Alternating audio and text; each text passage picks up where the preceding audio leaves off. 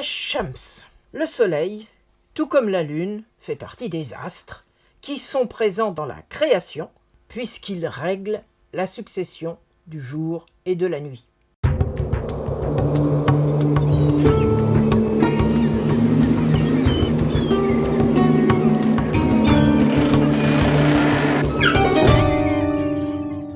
Contrairement à la lune, le soleil Shams est un mot du genre féminin.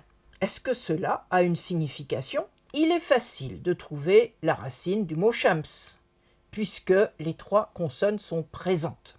Le sens du verbe shamasa est celui d'être brillant comme le soleil, ou avec comme sens secondaire celui d'hostilité, introduisant donc un trait négatif. Cette forme verbale n'apparaît pas dans le Coran qui ne connaît que le mot Shams et n'utilise aucun autre dérivé de cette racine. Dans la représentation de la création, le soleil est créé avec la lune pour assurer l'alternance de la nuit et du jour comme dans Coran 41-37.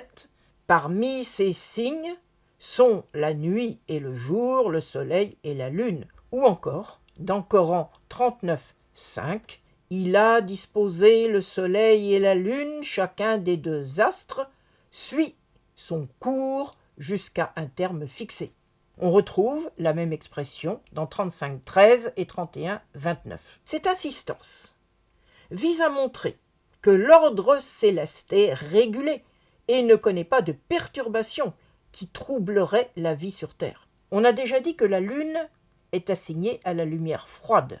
Le soleil, quant à lui, est relié au diya, qui représente la lumière brûlante comme celle du feu et de la flamme. C'est en tant que puissance de chaleur que le soleil est assimilé au genre féminin, comme c'est également le cas du mot nar, dont nous avons déjà parlé, et qui désigne aussi bien le feu que la chaleur extrême.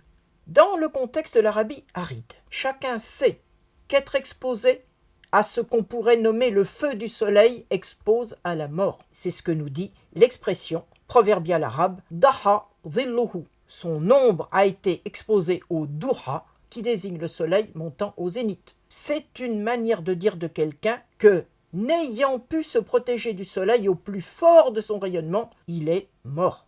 On trouve une association du soleil et de cette lumière brûlante dans la sourate 91.1 qui associe le soleil et sa montée au zénith pour s'assurer qu'il ne s'agit que d'un moment passager auquel succédera la lune et sa lumière qui ne portent pas atteinte à la vie. Tu comprends alors pourquoi, dans la vision que le Coran offre aux hommes de son temps, le paradis est un lieu sans soleil, ce qui est dit dans 76-13. À très bientôt.